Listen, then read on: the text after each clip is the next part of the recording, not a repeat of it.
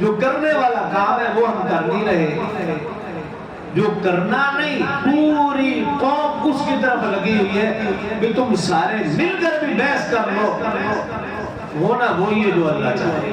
تو ہم کیوں نہ وہ کام کریں جس میں میرا اور آپ کا فائدہ ہے۔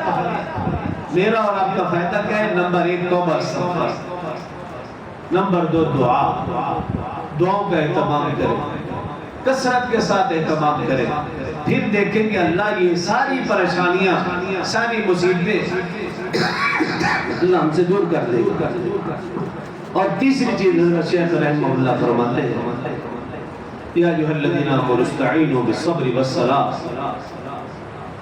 فرماتے اللہ سے، ایمان والو اللہ سے مدد طلب کرو بالصبر والصلاۃ، دو چیزیں فرماتے، صبر کے ذریعے اور نماز کے ذریعے۔ اللہ تعالیٰ فرما رہے ہیں ایمان والو جب تمہیں مدد چاہیے تو دو چیزیں، صبر اور صلاۃ۔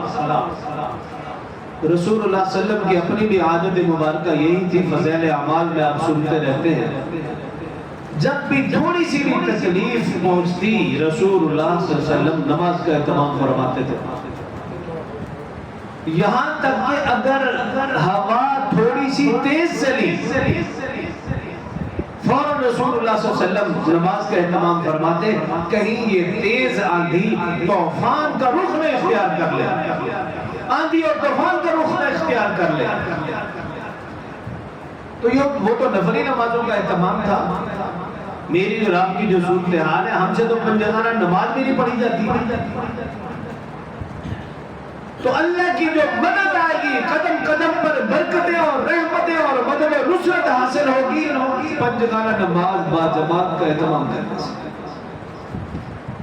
اور اگلی چیز فرمائی بالصبر، صبر کے ذریعے سے۔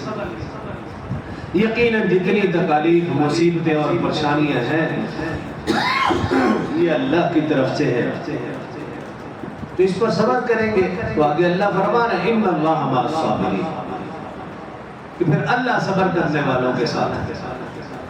صبر کریں گے تو پھر اللہ کی طرف سے قدم قدم پر رحمتیں، برکتیں نازل ہوں گی، مدد و نصرت بھی نازل ہوگی۔